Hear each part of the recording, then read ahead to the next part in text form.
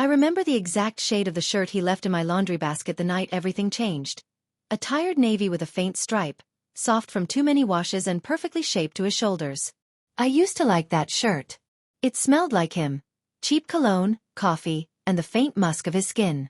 I folded it with a slow, automatic care that had once felt like devotion. Then I found the receipt. It was tucked, absurdly precise, into the pocket as if it had been placed there on purpose. A hotel receipt with his name. Alex Hart. The hotel was downtown. Not the kind of place you go for breakfast. The date on the receipt matched the night he swore he was working late at the firm. The time matched the cocktail of messages on my phone I'd brushed off as benign. Stuck. Late. Don't wait up. When you discover a betrayal like that, the first thing that blooms is disbelief. I wanted it to be a mistake. An erroneously printed receipt, someone else's laundry. I replayed every argument, every tender morning, every night when the world seemed right simply because he breathed quietly beside me. Alex had been my future, the one I'd mentioned in passing to acquaintances, the warm idea of stability I had let soften my edges for. I had let him in until the house we shared felt less like my sanctuary and more like an extension of him. Someone had taught me to stay when things were good. Someone had taught me to measure the small kindnesses like currency. And someone, Alex, had taught me what it means to be betrayed by the person who could tell, with a single look, if I was lying. That night I didn't confront him. I did something more dangerous. I watched. You'd be surprised how quickly the mind calculates, catalogs, and becomes a cold machine for evidence. I used the receipt as a map. I traced his steps through the week, matched times to calls, gathered patterns like a taxonomist building a new species. The more I watched, the less I recognized the man who smiled at me across our kitchen island, who kissed the back of my hand in the middle of the grocery store. Alex was a person with pockets of lies. I was the archive. I told no one. My friends would have offered sympathy and empty assurances and possibly the wrong kind of clichés about self-worth and moving on. But this was not about platitudes. This was about the shape of his betrayal and the precise way it had cut into the fabric of my life. I wanted something else. Understanding, and then, a reckoning. At first my revenge was theatrical and small. I printed copies of the receipt and left them folded artfully on his dresser, under the mattress, in the pocket of the jacket he used for client dinners. I wanted those reminders to weigh like lead in his pockets, to make him feel the same prickling doubt I felt every time he reached for his phone. He reacted with predictable defensiveness, sighing, explaining away details with practiced half-truths, claiming work colleagues and overlapping meetings. He wore exhaustion like a shield. I watched his face as he lied. The tiny muscles around his mouth tightened the same way a predator's do before it attacks. But theater only scratches the surface. It doesn't dent the glass. It merely taps it. If I wanted to truly dismantle him, I needed to exploit the one thing he trusted more than me, his own narrative. Alex had spent his life constructing a version of himself that everyone bought into. He was smart, ambitious, impossibly charming on the surface. He donated to causes, smiled at parties, and never missed an opportunity for applause. His colleagues admired him. His friends envied him. He owned the room and believed himself immune to the small consequences of infidelity. His ego was a brittle thing, the perfect place to wedge a crack. I started by watching his routine in earnest. Where he went, who he greeted, the way his colleagues deferred to him. Then I moved to the edges. Social media. I engineered little glitches, subtle misdirections. A message here, a carefully timed photograph there. I learned how to read the language of trust online. What a like meant, how a comment inflamed or deflated a conversation. People will believe what confirms their perceptions. Alex perceived himself as indispensable and unassailable. I decided to use that perception against him. I rented a small apartment 3 floors up from a cafe he frequented and began to write. I wrote emails as though from anonymous clients, threads of fake flattery that made him look more powerful. I wrote messages that suggested improprieties in meetings, nothing explicit, just enough to seed doubt. I created a professional persona, M. Sterling, a shadow that leaned in at the right moments and whispered a rumor into the right ears. My first strike felt like a whisper. A rumor here. A suggestion there. A senior partner asked Alex about a misplaced invoice. A junior associate hesitated in praising him during a presentation. He focused on damage control, called meetings, apologized where none were needed. He blamed system errors and misunderstood emails. The cracks widened. Yet it was his reaction, not the rumors themselves, that intrigued me. He began to show the mania I so love to hate. The need to control narratives, to silence dissent. It was beautiful, and it taught me how delicate his armor was. I learned to play on those insecurities. I planted suggestions that his affair might be more than a discreet indiscretion. Hints that the woman wasn't a nameless colleague but an ambitious paralegal with a penchant for leverage. I sent anonymous tips to small blogs and industry forums, couched in professionalism and concern. Nothing obscene. Never direct. Just the scent of scandal. Alex burned. He became an animal pacing a cage of his own making. He sharpened his focus on work to an obsessive degree, doubling down on appearances. His smiles became tauter. He grew mean in the little ways, a hiss of impatience, a slammed door I knew had nothing to do with me. I felt a small, guilty satisfaction every time I saw him flinch at a mention of his name. But satisfaction alone wasn't enough. Revenge that tastes like dessert soon grows stale. I wanted total undoing. So I went deeper. I found the woman. Her name was Hannah Lyons. She was young, not naive but inexperienced in the ways of Alex's world. She believed, or was willing to believe, that what she had with him was something more than a secret. Maybe she wanted to be seen by someone successful. Maybe she wanted validation. Her motives were human, complicated and not wholly villainous. That blurred the moral line in a way that should have made me hesitate, but I did not. I approached her with a soft, practiced danger. Pretend vulnerability. Speak in observant sentences. Say, I know things about him you don't. Watch her face morph from caution to fear to defiance. She had the messy audacity of someone who'd been swallowed by charisma and mistook it for affection. She trusted him. I gave her the choice I myself had been denied. Knowledge.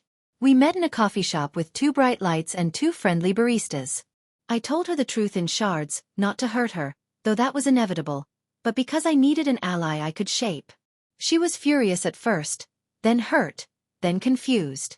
She cried once, a single rash of tears that curdled into anger. She blamed Alex, not me. She swore she would end it. But people don't end things so easily when they involve ego and hope. She came back for a final meeting, in which she begged, pleaded, and then, more pragmatically, asked for money to get out. That was where I drew my line. I documented everything. I kept receipts. I kept the text messages where she threatened to expose him if he didn't pay her silence. I kept the motel names she used, the photos she sent him, all of it, raw material for the plan. It was then I realized the most effective vengeance doesn't have to hurt others to hurt the target. Sometimes it's more efficient to weaponize the person's own fears. Alex feared collapse. The public humiliation of his private life exposed. He feared losing control. He feared the slow erosion of his carefully curated public face. So I leaned on those fears. I contacted a few of his clients, anonymously, with gentle concerns about conflicts of interest and irregular billing. I flagged small inconsistencies. I mailed redacted files to the firm's compliance office suggesting possible ethical breaches. The firm, prideful and terrified of scandal more than scandal itself, pivoted into defense mode. They initiated audits. Partners were asked for explanations. Alex was summoned. He swore. He planted evidence of impropriety in administrative mistakes. He blamed junior staff. He became theatrically righteous, doing damage control with the fervor of a man convinced of his own sanctity. The wedge I put between him and his colleagues widened the more he clutched his narrative. Colleagues who had once laughed at his jokes now watched him with a measured distance. Partners who'd made room for him at the table questioned decisions they had once supported without thinking. I watched him unravel with the same cold admiration you'd reserve for a masterclass in human disintegration. But I wasn't satisfied. This was a chess game and I was 2 moves from mate. There is a kind of revenge that works without bloodshed, without spectacle, ruined by credibility. I intended to remove the foundation beneath his feet. To do that, I needed more than whispers and audits. I needed evidence that would compel the firm to act and the public to take notice. Hannah, bless her or curse her, gave me that last piece. She had, in a moment of practicality, kept a backup of their correspondence and a folder of photographs on a thumb drive. She handed it to me with a sort of exhausted wistfulness that made me think, briefly, of tenderness. I put the drive into my bag like a weapon. It felt heavier than it actually was. What followed is best described not as a single maneuver but as a sustained, surgical campaign. I curated the files, excised the most damaging content, and encrypted it with a password no one could guess. Then I distributed it like a virus to the right receptors. Not to tabloids, they love spectacle but rarely cause institutional collapse, but to regulatory boards, to compliance officers at rival firms, to journalists who specialized in exposing institutional hypocrisy. I wrote cover letters that sounded like the product of conscientious insiders. Somewhere between the firm and the wider world, the files landed on a desk that cared. The result was predictably brutal. An internal investigation, then a suspension pending review. Partners who had once toasted his promotion suddenly drafted statements about transparency and zero tolerance. He strained, he explained. He insisted on his innocence, but the pressure was merciless. In the background, friends called, asking if he was okay. He told them everything was under control. We both played our roles impeccably. Him, the man who still believed he could stage manage his life. Me, the ghost in the machinery. The night he was suspended, I attended a small celebration with the people who mattered to me. 3 friends who didn't know the full story. I watched Alex from across the room through a frame of glass. He looked at once smaller and more furious than ever. He directed blame outward and inward, the two becoming indistinguishable. He was like clay warming to the point of collapse. I should have felt triumphant then, a gloating satisfaction, but an odd emptiness washed over me. Revenge, I discovered, has a price. A soft erosion of something within you that had once been reserved for love. There was, however, one last movement to make. The firm's PR team had convened. They were controlling the narrative.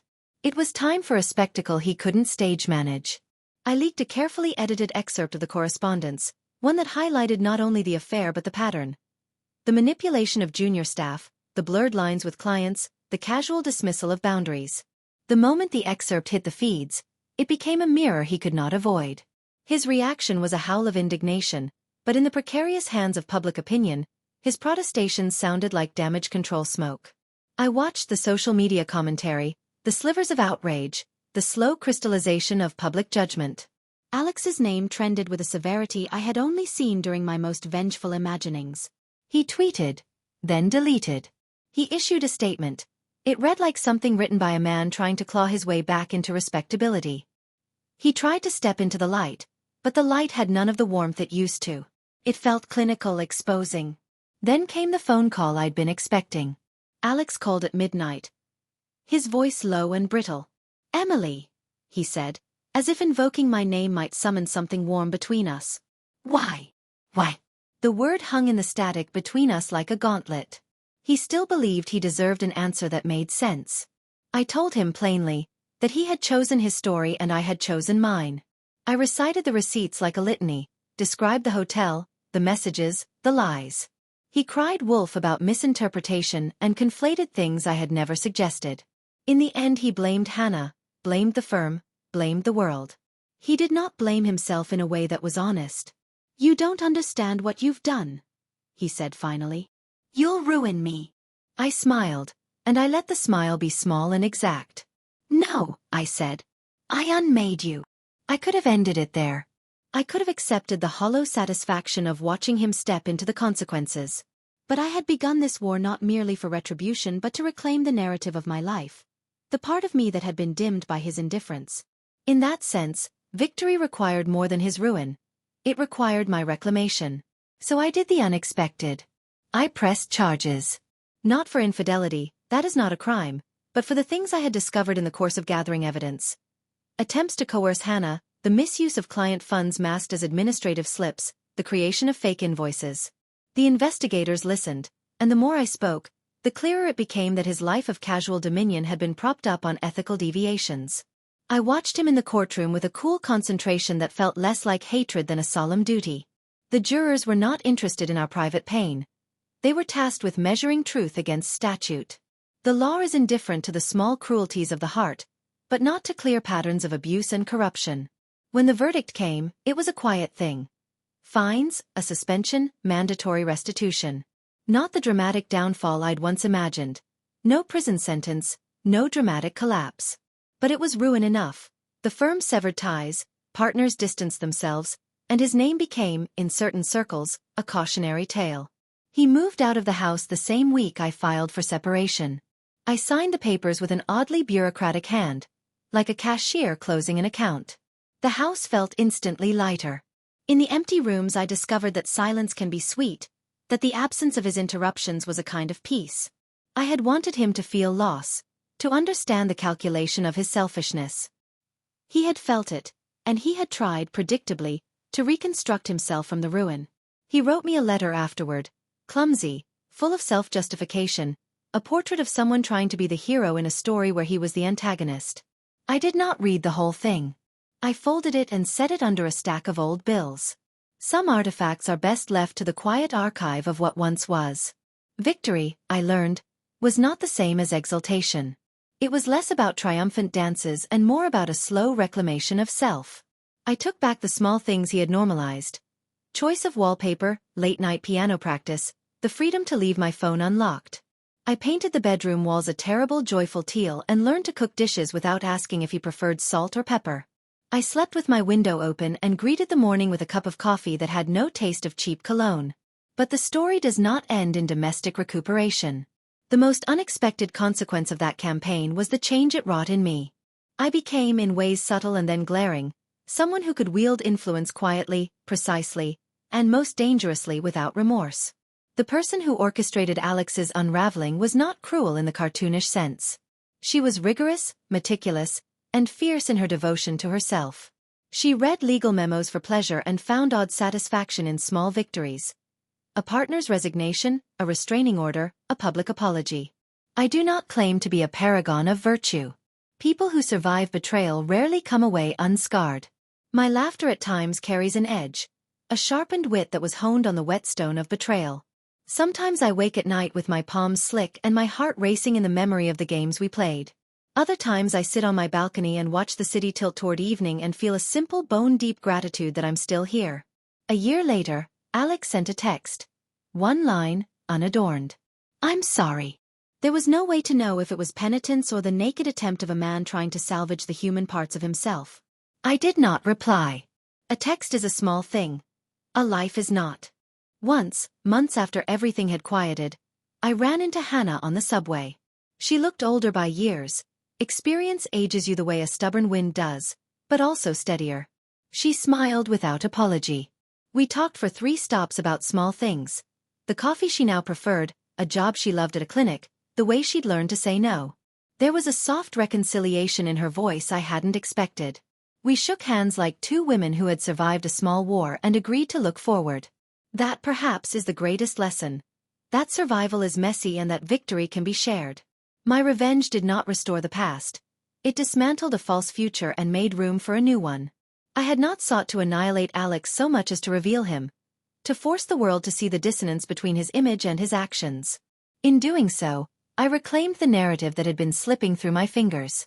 If you ask me now whether the cost was worth it, I would say yes. And then I would say the answer isn't a simple ledger of pain versus gain. The truth is complicated. I lost some tenderness along the way perhaps, but I gained an unassailable clarity about what I will and will not accept.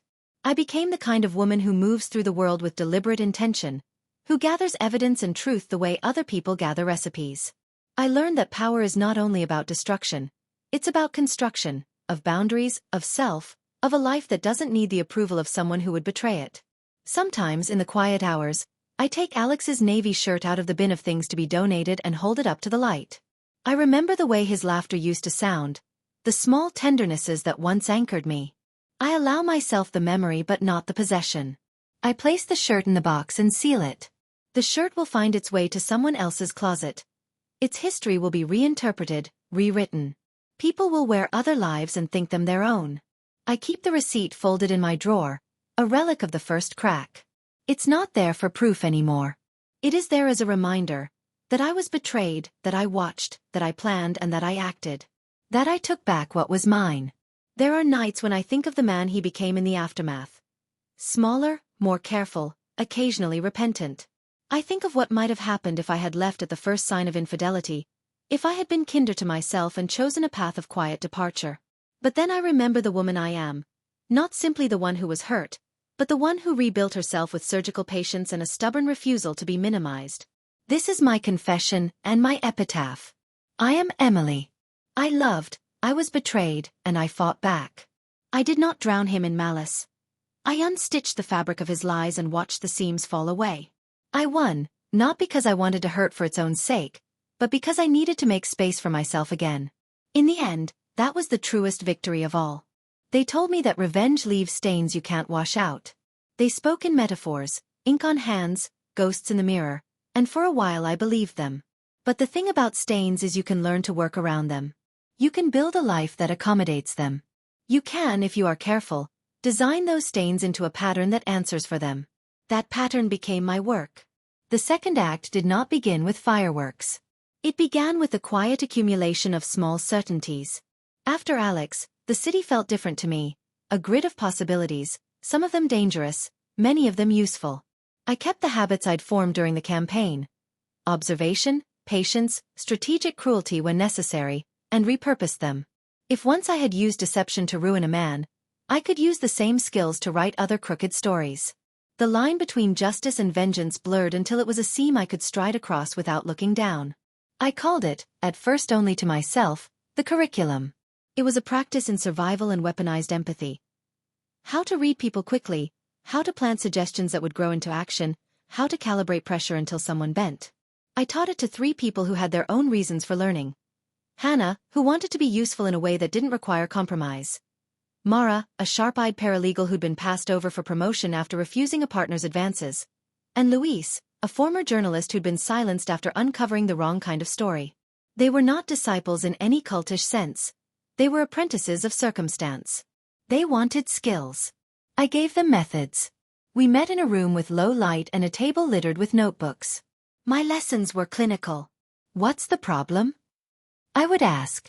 They'd tell me the name, the place, the subtle injustice. I would look for the pressure points.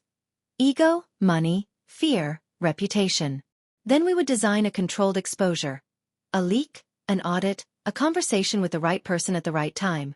We were not always cruel. Sometimes we simply redirected a toxic current. Sometimes we detonated it. The ethics were gray and deliberate. I found this ambiguity intoxicating. It allowed me to be practical and ruthless in equal measure. Word traveled, slow and whispered. It is amazing how a few precise successes can become a reputation. People began to seek us out with less theatrical pleas and more professional petitions. A contract revoked, a promotion stolen, a minor official who'd turned harassment into a ritual. We charged fees, sometimes money, often information or access. We balanced the ledger so that the system, somehow, remained in our favor. Our work was surgical, not vengeful. Clients wanted outcomes, not revenge fantasies. We delivered. But power has a way of reshaping the person who holds it. Where once I had been lit by the white heat of betrayal, later I found warmth in strategy. I reveled in the architecture of influence. How a single document placed in the wrong inbox could ripple into an audit, how a phrase in a private email could turn a colleague into an enemy. I learned not only to orchestrate outcomes but to anticipate the social algebra that followed them. People are predictable if you understand the motives that animate them. Vanity, fear, desire. They become simpler to steer. There were dangers. Triumph invites counterplay. Alex, quieter now but not extinguished, watched from the periphery. He tried to rebuild himself with the mechanical optimism of someone who had read the right books and attended rehabilitation seminars. His attempts at reputation management were clumsy and, occasionally, effective. He kept one small advantage. He knew the taste of public sympathy better than I did. Once, when a client's campaign went sideways, he reached toward the loose thread and tried, politely at first, to pull. I let him. He tugged. The thread came free, revealing a sliver of his old arrogance. He could not help himself. The first real test of our new identity arrived like any other client. Clean, mundane, wrapped in bureaucracy. A senior physician at a private clinic was accused of exploiting interns. The hospital wanted to bury the complaint. The interns wanted someone to listen. We took the case. It was textbook. Inappropriate boundaries, belligerent denials, senior colleagues who feared scandal more than abuse. We prepared a dossier, organized witness statements, leaked an excerpt to a medical ethics outlet. The physician resigned. His name appeared in a list that would follow him for years. But victory left me hollow in a new way. Sitting in the aftermath, watching the interns breathe easier, I felt the old exhilaration and a distinct unease. I had saved people, yes. But I had also become the kind of person who could move motive like chess pieces. I wondered where the line was between righting wrongs and indulging my own appetite for control. The question nagged me like a poorly fitting ring. Then came the night a man called Sebastian, mid-40s, wealthy and beloved by his neighborhood charity, walked into our room and smiled like a man who believed he was untouchable. His problem was ordinary: reports of bullying at the foundation, a board member demanding explanations, whispers of misallocated funds. We dug. We found a pattern of favoritism that masked theft. We leaked the pattern and watched as the charity, suddenly vulnerable, imploded. People were angry, donors withdrew, Sebastian faced the possibility of indictment. He did not behave like Alex. He fought with resources rather than charm. He hired lawyers, publicists, accountants. He was surgical, a machine of defense. He became, in short, a reflection of what we could become if the roles were reversed. It was a mirror I did not like looking into. One night after a meeting, Sebastian followed me out into the rain. He did not threaten. That would have been crude. Instead, with the politeness of a man used to negotiation, he offered a proposition. Stop. He offered us money, influence, small concessions. He hinted that if we found other cases to take, the pattern could be more complex. A wash of mutual compromises that resolved into a system where both predators and defenders agreed to ignore certain things. He spoke as if he were an emissary from an inevitable future. I told him no. He smiled with a pitying, almost fatherly quality. You're not the first to try to play judge, he said. But you will tire. I wondered at that moment whether he was offering a warning or predicting my end.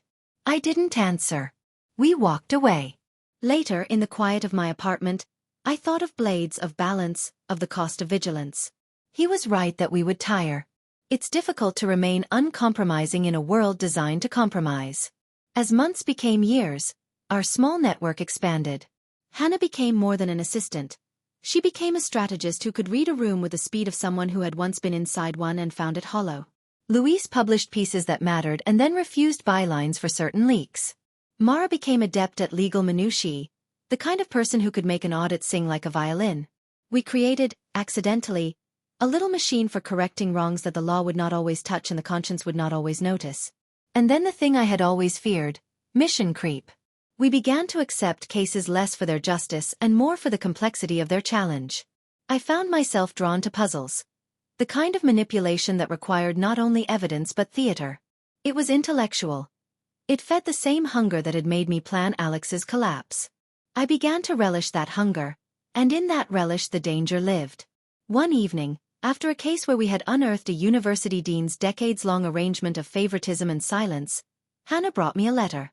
It was anonymous, and the hand that signed it was careful and small. You are becoming the thing you claim to oppose. Remember why you started. I read it 3 times. The first time I felt annoyance, as if someone had criticized my cooking. The second time I felt a small, prickling guilt. The third time I felt a fierce, almost animal defiance. The letter, whoever had written it, had struck a chord. It made a sound I could not ignore. I kept it in my wallet next to the receipt I'd never thrown away. The 2 artifacts, one an instrument of discovery, the other a reprimand, lived together like 2 halves of my conscience. I did not know which would win. The second act, then, was not a single narrative arc but a spiral. We helped people, saved jobs, exposed harassers, forced resignations. We also learned how intoxicating the pattern could become, how simple it was to move from correcting injustices to orchestrating outcomes for the thrill of it. Power, I learned, is a patient teacher. It teaches in small increments, in the quiet whoosh of another life rearranged by your choices. Sometimes I imagine a life where I had left after Alex, where the stain on my hands faded into something softer. In that life I would be less dangerous, less useful, and perhaps kinder. But when I open my eyes and consider the people who are still suffering in small rooms behind closed doors, I choose this work again. I choose, imperfectly, to be the mechanism that tips the scales. I choose the discomfort over complacency. There are costs. There are nights when the city hums too loud and I sit at the edge of my bed holding a cup of coffee gone cold, counting the pieces of myself I have traded for efficacy. I look at Hannah, at Mara, at Luis, and see reflections of this trade. We are not saints. We are not heroes. We are instruments, chosen by circumstance and refined by choice. If the first act was a lesson in how to dismantle a man who had wronged me, the second is a study in what happens when the dismantler becomes a curator. I teach others to fight. They wield the knowledge with their own motives. Some will be merciful. Some will not. Some will become worse than the people we target. That is the terrifying truth of handing anyone a blade. But in the end, I am still Emily. I still love the small things that have nothing to do with strategy. Tea in the morning, the way the sky tilts in late autumn, the quiet sound of a friend's laugh. I guard those tender things fiercely. I teach my apprentices to do the same. Because power without tenderness becomes a weapon against your own heart. The city continues, indifferent and hungry. There will always be men like Alex and Sebastian, and others whose appetites grow in the shadows. We will continue to respond in a way that is messy, imperfect, and necessary. I am not proud of every choice. I am proud that I rose from being someone who folded shirts and found receipts into someone who could change outcomes, who could reclaim space for others and for myself. If someone reads this and thinks it is a confession, perhaps they are right. If they read it as a warning, I will accept that too. The truth is that the second act does not end. It only deepens. There will be new clients, new predators, new moral puzzles. And perhaps one day I will tire, or be tempted to cross a line I can no longer return from. Until then I teach. I plan. I watch. I do what I can to tilt the world, in small surgical ways, back toward those who have been flattened under the boot of someone else's pride. I am Emily. I was betrayed. I rebuilt. Now I build for others, and in doing so, I keep learning the cost of power.